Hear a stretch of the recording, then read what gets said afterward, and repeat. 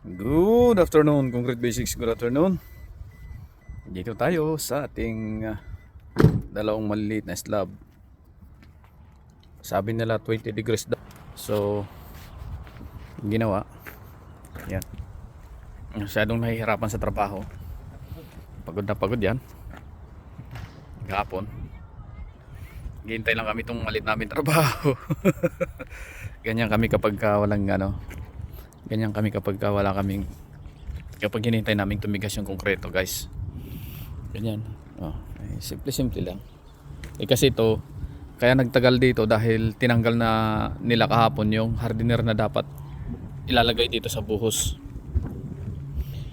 Dahil hindi nag 20 degrees ngayon, maghapon kaming pahiga-higa. Ako pa Facebook doon sa pamigay-migay ng stars. Habang naghihintay na tumigas itong ating konkreto. Pero ganun pa man, mukhang hindi pa rin talaga kayang paano ito.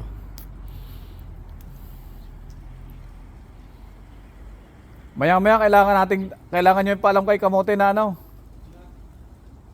anong gusto niyang gawin dito, hand trowel natin or sticky. Kasi may area dito na hindi mapapalis itong unang buhos natin mapapalis to. Pero itong area ditong iba hindi na mapapalis to. Pwede nating hand trowel yan or sticky.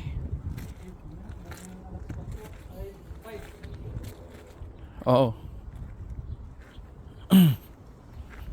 Yan.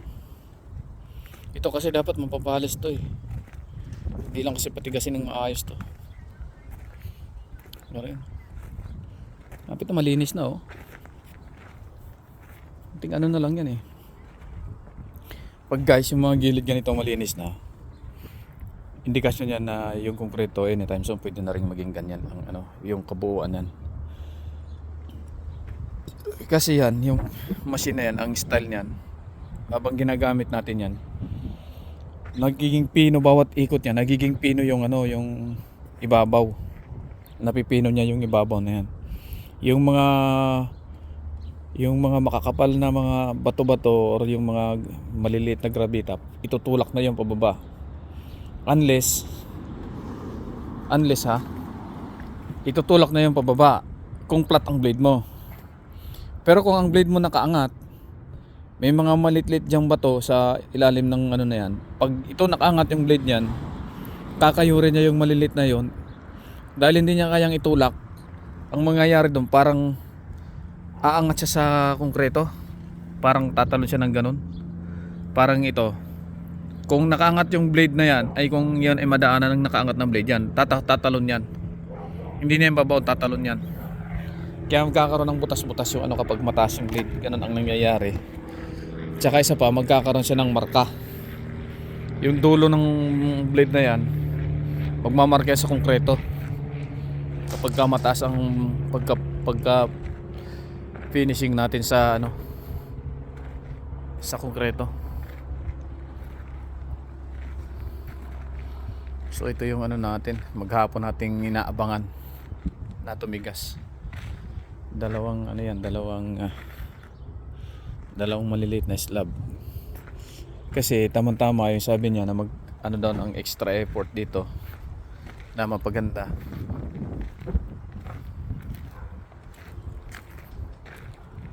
Mapaganda yung slab.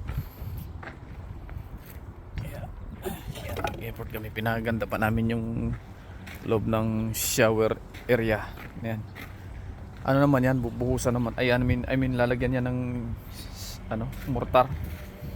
Tatiles yan dyan sa mga darating na panahon. Yung lugar na yan,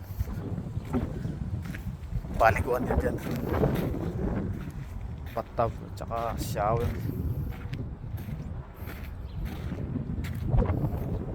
Meron kasi guys mga trabaho na yung shower nakatapat na sa bathtub. Gaya doon sa bahay, yung shower area, ay yung shower namin nakatapat na dun sa yung shower head, nasa loob na ng bathtub.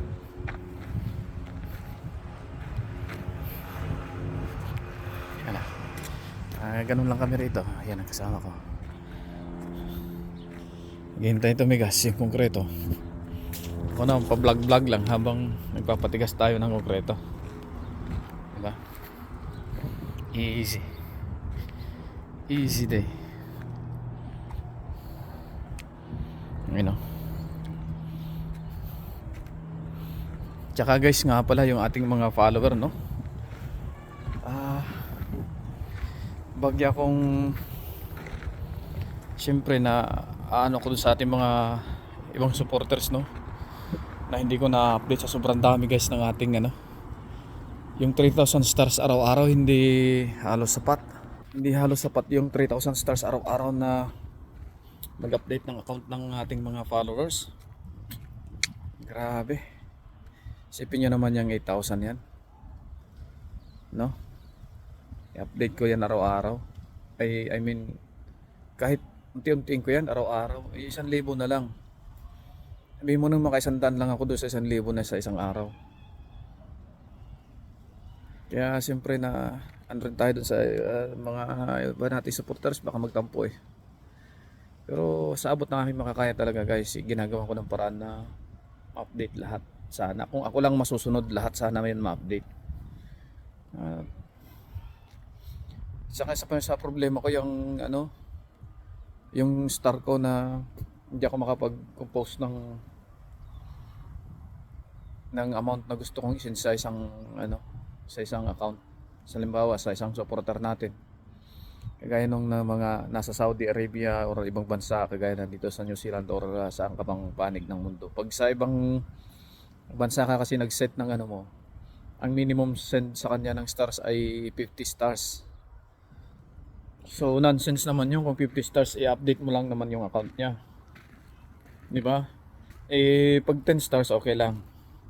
Pero pag 50 stars guys, medyo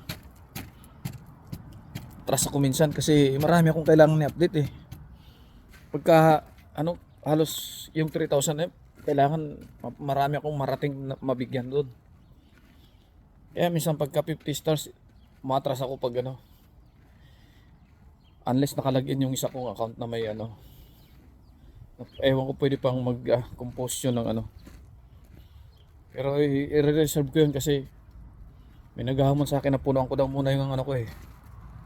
Yung account ko ng 10,000 stars. I-reserve ko yung account na yun. Para bago mabande, naka 10,000 stars na ako. Yan lang guys oh. Simple lang kami dito pag ano. Kaya sana guys, wag lang kayo magtatampo kung hindi ko na-update yung inyong account.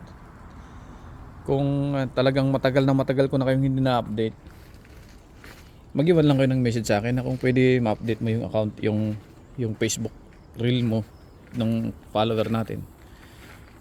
Sisikapin ko na ma-update lahat. So yun lamang po guys. Maraming salamat sa pagsuporta ninyo. At please like and subscribe to our YouTube channel, Concrete Basics, and follow us on Facebook and TikTok. Thank you so much. Have a good one. Bye bye.